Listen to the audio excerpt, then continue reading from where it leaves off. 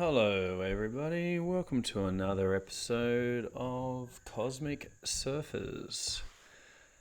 What I wanted to do this late afternoon, early evening, is to introduce Polyvagal Theory, which is a continuation of an episode a couple of days ago to do with the nervous system.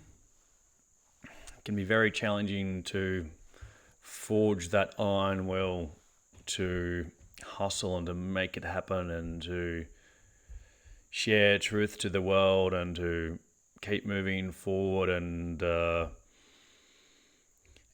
kind of live your fullest expression if we've got a lot of work, if we've got a lot going on with the nervous system. So what I wanted to do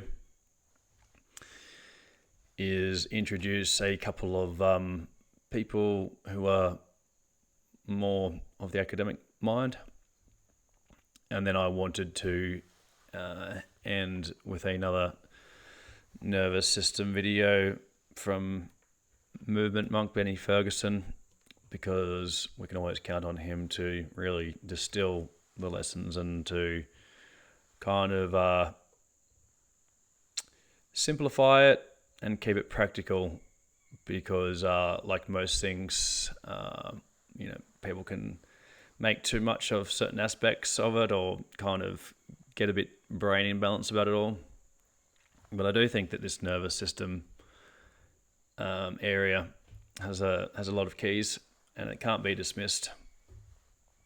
So how about we get started with the first video?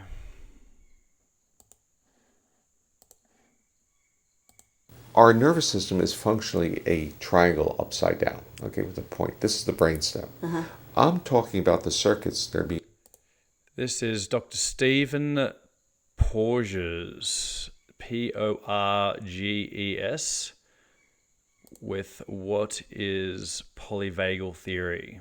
being regulated in the brainstem that regulate our underlying state, percolate information up to the brainstem, and the brainstem, it literally is transmitting that information to higher brain structures, enabling access to different brain areas.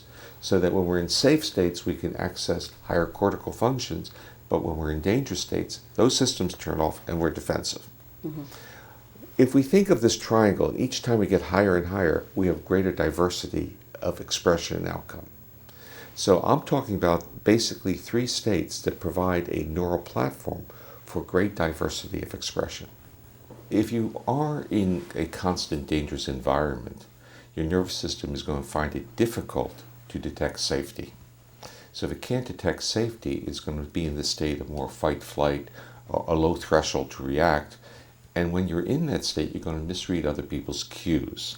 So you're more likely to see neutral faces as being aggressive. You're more likely to see fearful faces as if they were angry. So you can really confound difficult relationships. So you won't be able to use people to self-regulate. They'll become threatening and reactive.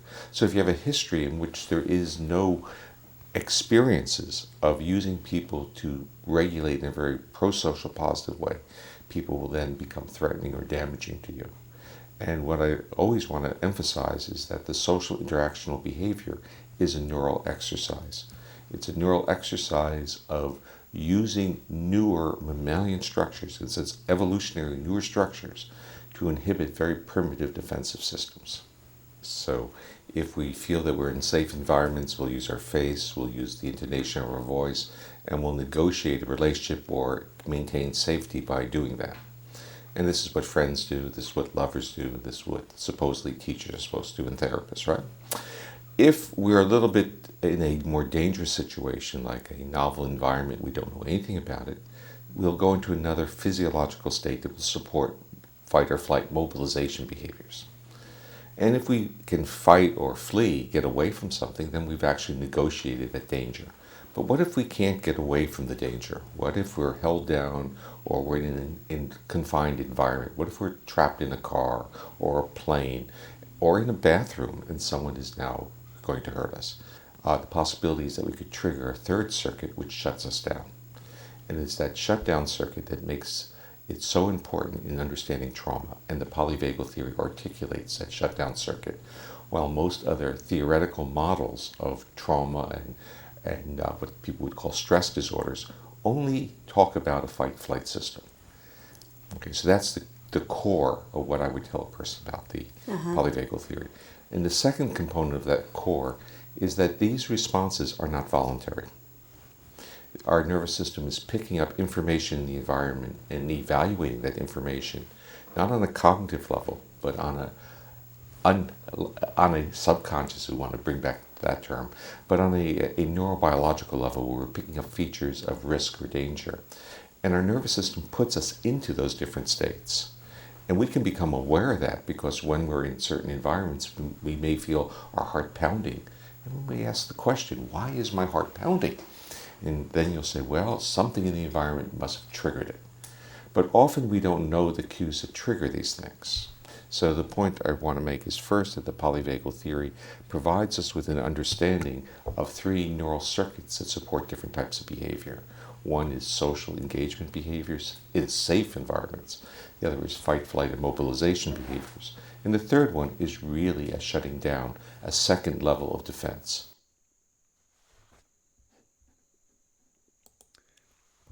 All right, so that was Dr. Stephen Porges, probably butchering his name, Porges.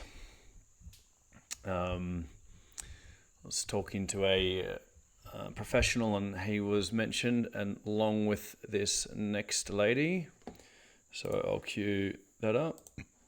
And this is Deb Dana.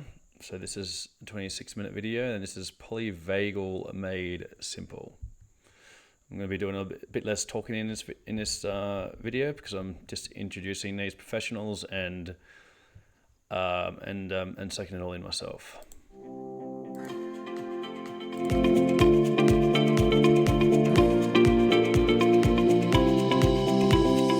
I will get started. This is lovely, and it's lovely to be with all of you. Good afternoon. It's good morning for me, but good afternoon to most of you, I think. So let's dive in, and let's start with this very first quote, the Thich Nhat Hanh quote: "Earth will be safe when we feel in us enough safety." And we're going to really explore today how the nervous system is going to help us feel safe, find safety, create pathways of connection. So the autonomic nervous system is the platform for our lived experience. It really is the heart of our daily living experience. Excuse me. It's our internal surveillance system that's at work all the time, listening to what's happening in our worlds. And it's this lovely biological resource that we all have inside us. And we want to make sure we understand this piece, that the nervous system is the common denominator in our human experience. And it's organized in basically the same way, and then it's shaped individually by our experience. So we're going to both understand the broad organization, and then you're going to get an experience of befriending your own particular patterns. And the nervous system is really where our stories begin. This lovely figure on the right, the autonomic state, then gets fed up to the brain where we create a story. So even though we think that our brains are the ones that are leading the way, that they're creating our stories, what in fact is happening is the nervous system is sending energy and information up the pathways to the brain. And then the brain is taking that information and making a story to try and make sense of what it's receiving from the body. So co-regulation, let's start there. So we have these two experiences going on all the time. We have a drive to survive and a longing to connect. And sometimes they work in concert with each other, so that our longing to connect and our drive to survive are helping us move forward into approach, into connection, into creating these. I guess one of the things that comes up for me is, we're talking about developing relationships with all levels of life. And, I just did a previous video on, aliens and kind of interdimensional and other life forms and all of that kind of thing. And then as we are talking about morality and natural law and objective truth, and the sharing of that information, knowledge, and wisdom with others, the question then becomes, how can we connect with others and kind of share this knowledge far and wide if we don't know how to connect with ourselves? So, deepening that relationship with self, obviously, and through the nervous system is what's going on here.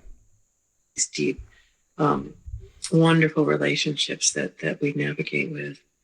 And oftentimes this longing to connect and the drive to survive are operating to come into connection with someone, but we can't quite do it, right? Instead, we end up being anxious or argumentative or running away or disconnecting and just disappearing from the relationship. And that's when our drive to survive is getting these cues of danger that say, don't connect, don't connect. Those are built in to our nervous systems through our past experiences. And then we travel these familiar pathways. So you might begin to think, am I in a moment where my longing to connect and my drive to survive are coming in the same direction? Or is this experience of my so wanting to reach out to this person and come into connection, and yet something stops me? And that's your drive to survive. So here is a quote. Stephen Porges is the developer of polyvagal theory and a dear friend and colleague. This is his quote: "Trauma is a chronic disruption of connectedness." I think that's a really lovely way to think about trauma. It's very simple. It's very clear. And if we're looking at trauma through the lens of the autonomic nervous system, this is the experience in a nutshell. Chronic disruption of connectedness. And our trauma stories are carried in these states of dysregulation, our nervous system dysregulation. So we're going to play around with how do we stay in connection, and how do we begin to create pathways of protection where we have pathways or how do we create pathways of connection, where we now have pathways of protection. We are in an ongoing audit. So obviously with all of the trauma-based mind control going on in the world, dealing with our own trauma is key. And nervous system obviously is that pathway, or a pathway for that. Autonomic conversation. Right? This conversation is happening every micro moment we are alive. And it's happening between us and ourselves, between us and others, between us and the world around us, and between us and spirit. So in this moment, your nervous system is in those four streams of conversation. Your nervous system and my nervous system are beginning to get to know each other. We're having an autonomic conversation where your system is looking for cues of safety and danger. And my system is sending, hopefully, cues of safety towards you. Although it may be sending cues of danger, there may be something in my voice, in my appearance, in my movements, even in my environment here and back, that's a cue of danger to you. So I'm taking a moment just to settle in and really anchor in my ventral and send you a welcome. I'm looking at you to send you this welcome into this exploration we're going to go on, and see if your nervous system receives that. So my nervous system is looking for cues of safety, and it's interesting to do that when I'm looking at slides and seeing my own image, right? And not hearing from you or seeing you. So I will look forward to hearing from you when we get to the chat. So we are continuously broadcasting and receiving. We are always downloading and uploading information. And our work is to stay tuned into this conversation. So we have to learn how to do that, and then learn how to stay tuned in, turning toward this autonomic conversation that's going on. So when we send cues of safety, we also send an invitation to come into connection. I love that image, that sculpture, two in a bowl, right? Connecting. When we receive cues of safety, we feel an autonomic welcome, and we feel safe to move into connection and to come into co-regulation with another being. right? Co-regulation, back and forth, an ebb and flow of being with, right?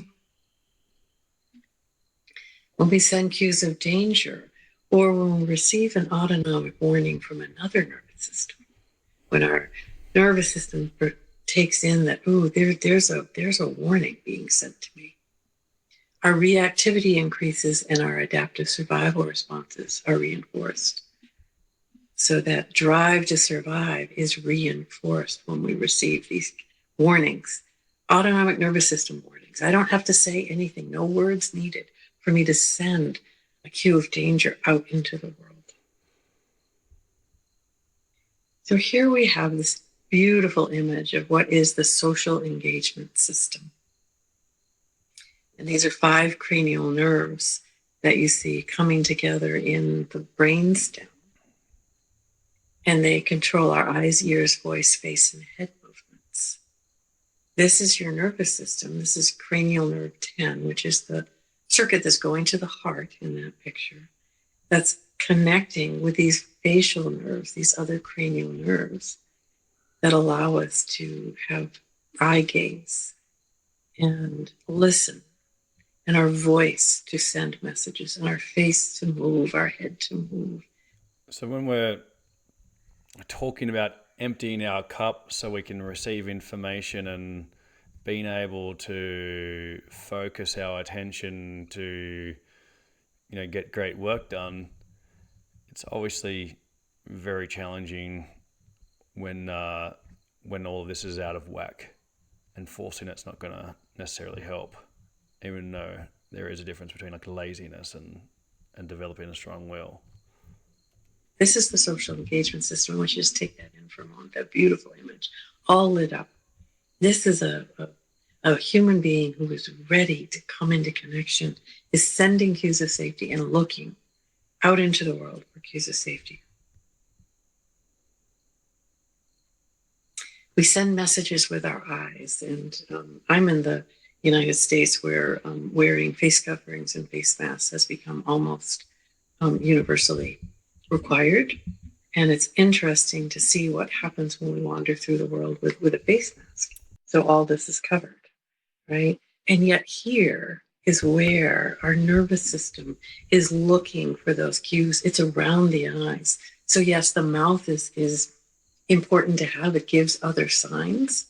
But if you look at someone behind a mask, you can see the smile behind the mask, or you can see the warning behind the mask, because it's coming from the eyes.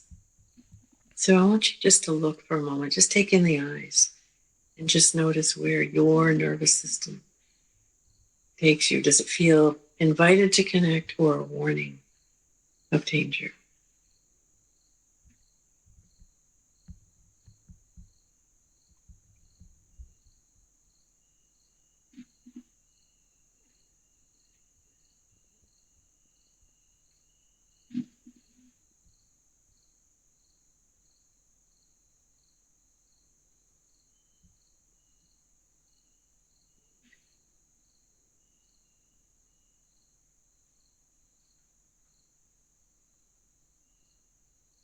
Puppy. I'll go back a minute to that one and just leave us there for a moment and just notice what did happen in your nervous system when you saw eyes from other humans, from other mammals. Just notice that, and your brain likely tried to make up a story pretty quickly, but your nervous system was really sending the information to your brain. So then we have our ears, this other part of our social engagement system. I love this quote: the ear collects the spiraling energy from the cosmos. I love that spiral with all those frequencies that make it up. This is what our ears are doing all the time. They're listening for sounds of welcome or cues of danger, right?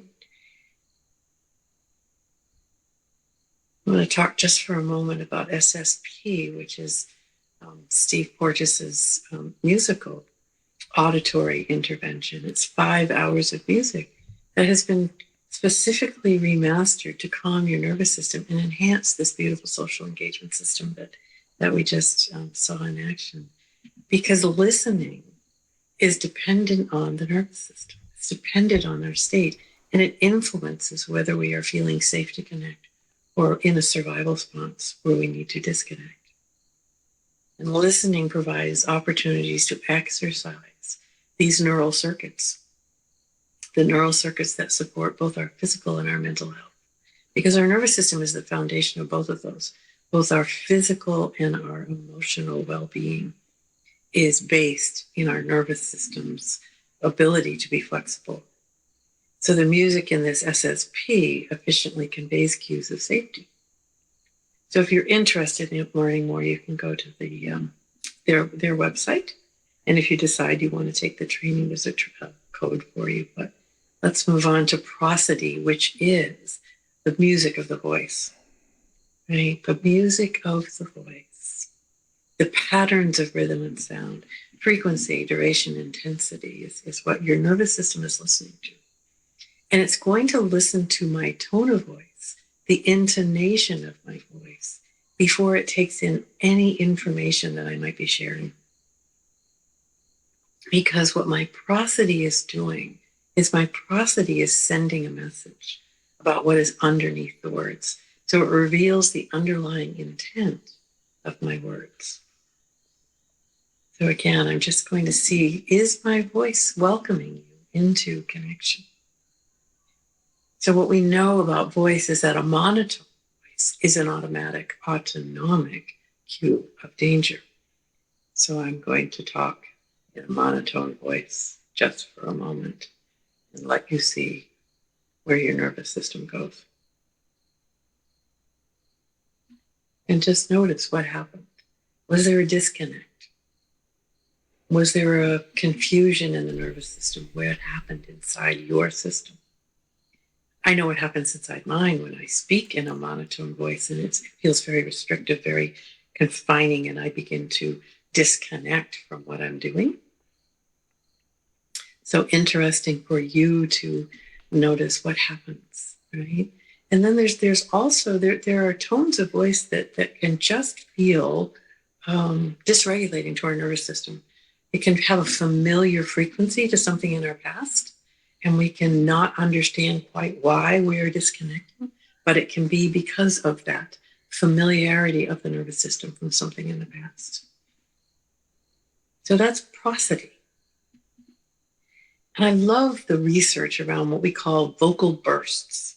These are the non-language sounds that we use to communicate. Ah, oh, huh. Right? You get you know what I'm trying to say by a vocal burst, right? And the research tells us that these non-language ways of connecting are understood across cultures and across species, right? We talk to our cats, dogs, horses, cows in this way, right? And that they're understood with a high degree of accuracy. So when we don't know what to say, we can use a vocal burst, because sometimes words are difficult to find. The right word is difficult to find. I know as a clinician, I sometimes struggle to find, I wonder what the right word to say. I know what I want to say. I need to find the right word to communicate that to my client. And I found a vocal burst does that beautifully. The same is true with my friends, the people I live with and love. Sometimes a vocal burst is just the right thing. And you will notice now that you know what vocal bursts are, that as you go through the world, we use them all the time. So begin to tune into those vocal bursts. And finally, we get to head movement. Right? And just notice these interesting creatures who are nodding, turning their heads, tilting their heads. So a straight, unmoving head is an autonomic cue of danger. So if I taught the entire webinar today this way without ever moving my head, I'm going to do that for a moment and just notice what happens. Where is your nervous system taking you as I speak to you, still with prosody, but I'm not moving my head? And then I'm going to invite you for a minute to try that on for size. So try speaking to me, even though I can't hear you. Talk to me for a moment without moving your head and just notice what happens inside. And while you're playing with an unmoving head, now speak to me also in a monotone voice. So monotone voice and unmoving head. and notice what happens.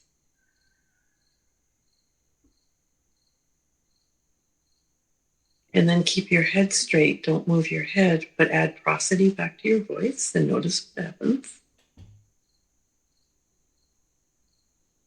And then finally, let your head move in whatever way it wants. Usually there's a gentle tilt that wants to come in. Sometimes it's a back and forth to shake it out. But just notice, what happens now when you have prosody and your head is moving, right? I'm a right side tilter. You can kind of notice for yourself. You can go back to an unmoving head and invite your head to move. And do I tilt left? Do I tilt right? No research on that. I'm just always curious about it to see where people go, right or left. And some people say, oh, might go either. So here are the elements of the social engagement system that are at work in every moment, sending cues out into the world. Our eyes, our voice, our head turning and tilting. This is the way we send a message out into the world, whether we're saying, oh, I'm available and ready to connect.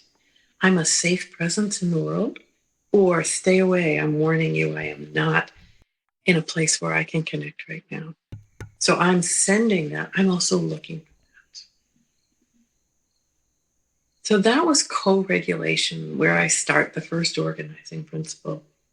And before we move to neuroception, I just wanted to say that co-regulation is where we begin when we enter the world, right? We need another being to help us. We don't survive without being connected to another human being. Our longing when we come into the world is to be met by a welcoming, regulated energy. That the person whose arms we are in is welcoming. He's sending those cues of safety, right? That doesn't happen for all of us, right? And so if we don't land in a system with a person or people who we can co-regulate with, who send us cues of welcome, who predictably show up for us in that way, then we have to learn to self-regulate before we really should be doing that, right? The trajectory is we co-regulate and then we self-regulate from a place of safety. So if you think about your own world, you think, were there people who I safely could co-regulate with, who I learned how to send and receive cues of safety? Or was my world, filled with people who sent warning? Or were there some of each? Right? Most of us have some of each. And again, we don't need to be in that co-regulating relationship all of the time. The research tells us that about 30% of the time we're in that place of feeling the welcome all the time, right? It's that the other 70% of the time, we are with someone who recognizes there's been a misattunement, what we call a rupture, and they come and they make a repair, they reconnect. They then send a cue of safety, they send an autonomic welcome.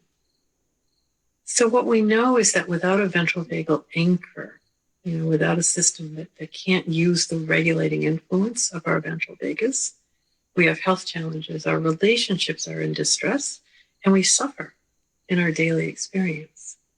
So what I'd like to do as we're getting ready to end is do this ventral vagal anchor practice.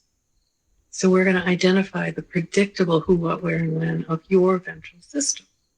Okay, so again, if you have paper and can write on it, it's a lovely way to begin to identify and remember your anchors. Let's start with who. So who is a person in your world who, when you are around them or when you think about them, your ventral system feels welcome. You feel that welcome. You feel safe to engage. Who is a person? And again, for many people for whom people have been dangerous, the who may be a pet in the beginning. As a clinician, I take the responsibility to show up as a who for my client, and I'm very willing to be their who as we're creating more regulation. So find a who for your system. And after we get good at a who, the who can be a spiritual being. The who can be someone who was alive, is no longer alive, but still brings you that sense of welcome. Can be someone who you don't know, but also brings you that welcome. But as a first starting place, I'd like you to find a who that is a living, breathing nervous system that you can connect with.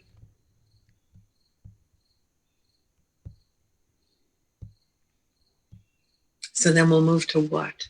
What is some simple practice you can do, some simple thing you can do that when you do it predictably gives you a micro moment of ventral. Predictably feels safe and welcoming. And again, this is not a large practice. This is a tiny moment. So for me, I live in Maine, and my back windows look out onto woods. And so a what for me is to simply look out the back window. And as I do it right now, we have a beautiful, it's morning, beautiful blue sky. I'm seeing the tops of trees, and the trees are blowing because it's windy out. So that's a what for me, a ventral vagal anchor what for me. So what is something you do? Short little something you can predictably do.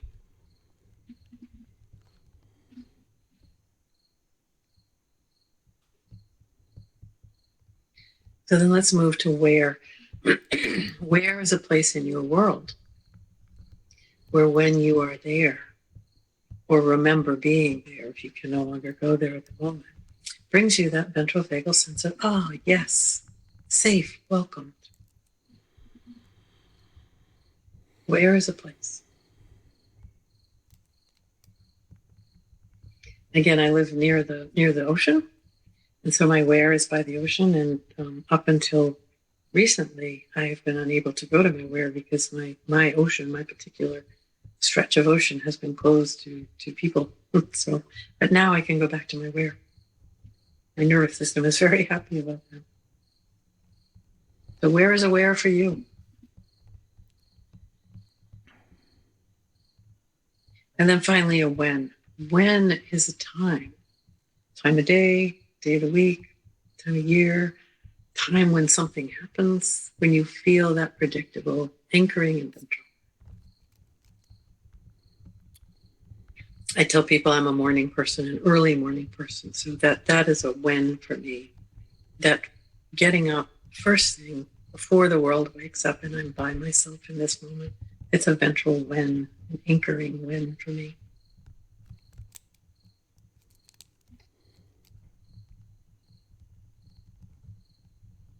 So again, if you found one who, one what, one where, and one when, that's a great starting point. This is what I do with my clients. We do this together and we find one of each. And then you create a practice of turning to these when you notice that you're either not anchored in ventral or you're moving out of ventral. So that comes back to the question, where are you on your map? And if, I'm not in ventral, I can grab an anchor to help me return there.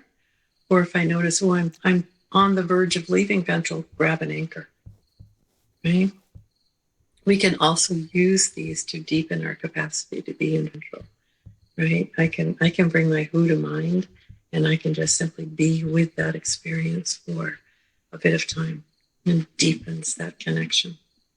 So ventral vagal anchors are a lovely way to start to resource your nervous system, right? To help you have more capacity to come back to ventral. Because remember, we are not unhealthy, either physically or psychologically unhealthy simply because we leave ventral.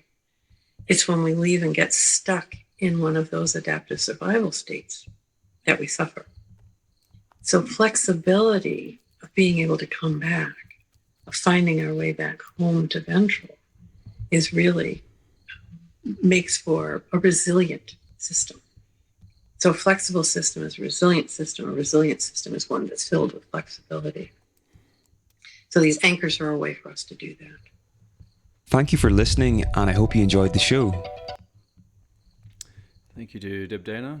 I hope you guys found that informative. And so now I just want to close off with a video that just came out today from Benny Fergusson, Movement Monk. The autonomic nervous system is to ensure we survive in moments of danger and thrive in times of safety. But survival requires threat detection and activation of the survival response. So that's what That's actually hilarious. I haven't seen this video, and I didn't realize that this was going to be about polyvagal therapy or Deb Dana. So that's kind of the video is titled "Why You Can't Heal Until You Do This: Nervous System Explained." So that's a good piece of synchronicity. nervous system is geared for, to look for and scan our environment for threatening situations. But on the other side of it, thriving demands the opposite. So it's actually the inhibition of the survival response so that social engagement can happen. If we don't have capacity for this, then the nervous system can be continually activated. And if that response isn't flexible, then we can get into a state of suffering. It's often the conflict that we can face as to we've got this system that's designed for survival, and yet we're going to have that system triggered in life, in the world. And so how do we thrive in the presence of a system that is wired to keep us safe? We've all gone through experiences of overwhelm in different ways, and they can be stuck in the nervous system like a loop waiting to complete. I don't know if you're like me, but I was taught to process my reality through thinking, not feeling. I was quite disconnected from feeling, and it brought up a threat response just to feel what was happening in my body.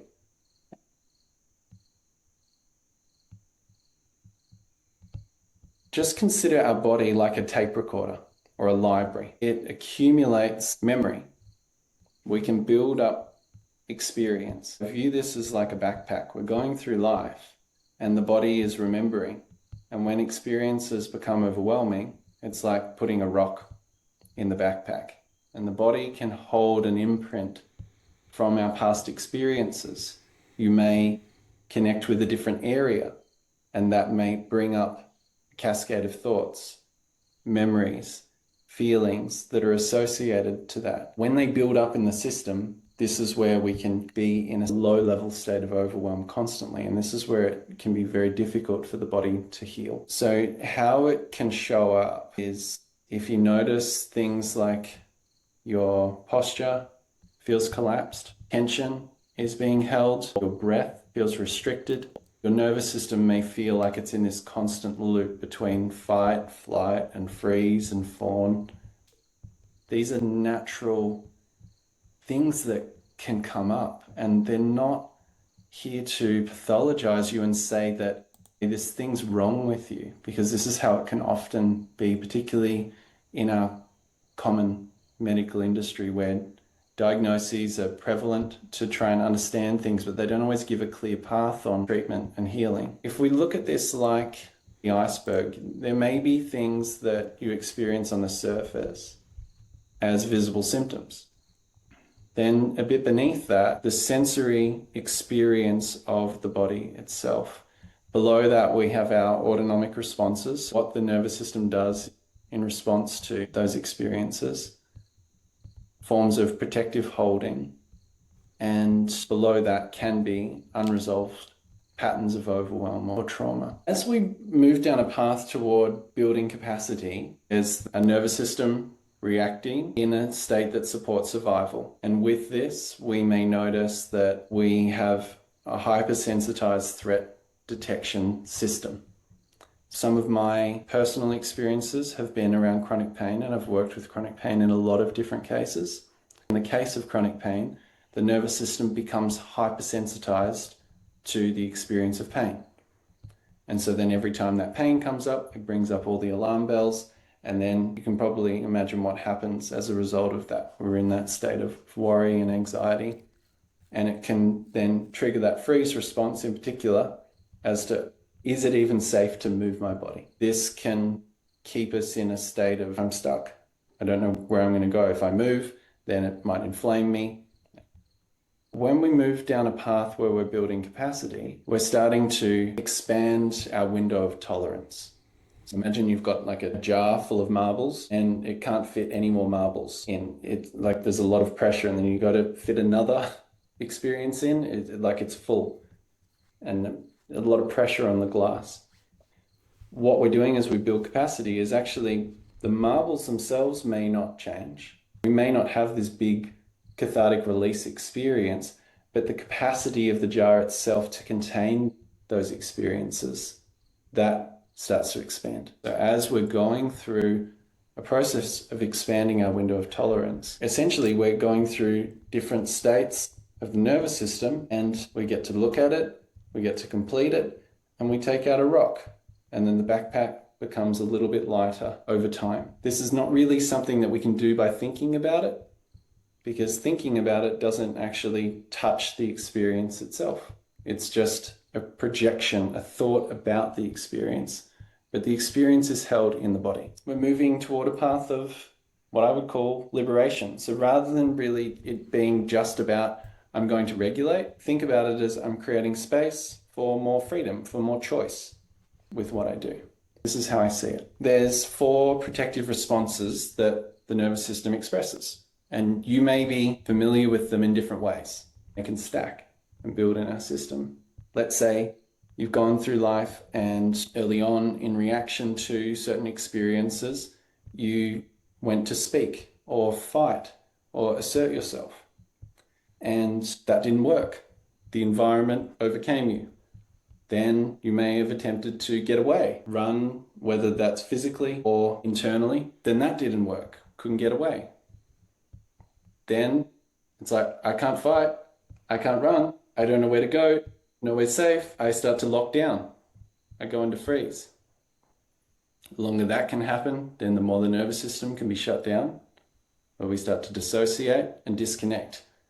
These are very intelligent ways for your nervous system to protect you. When things get too much, often the safest option is to disconnect.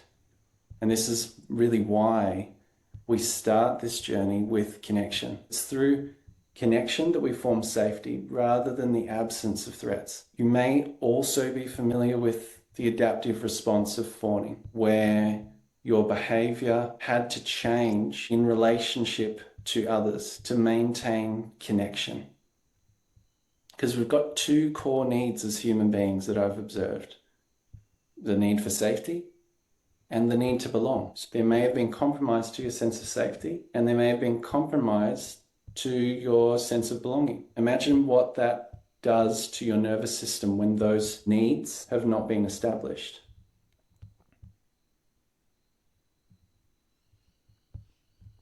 First, we acknowledge where we are. We'll go through a process of allowance, honoring what's there. As we move through that, we can go through this stage of completion, where that energy starts to resolve. We move through the activation experience. The body processes that.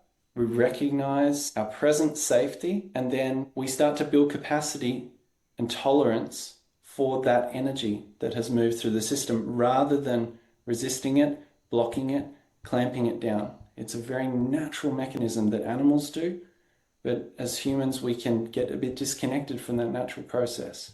So that's what completion can look like. And on this can go layer by layer. And each time we go through it, I find we stop looping and we start building capacity, because life will have an inherent challenge on us, physically, mentally, emotionally, and these things can either build us up or break us down. Thank you so much to Porges, Stephen Porges, Deb Dana, and Benny Fergusson from Movement Monk. I find this kind of information very valuable for me personally, and I hope you find it as valuable as I do. Until next time, this is Cosmic Surfers. Much love. Bye for now.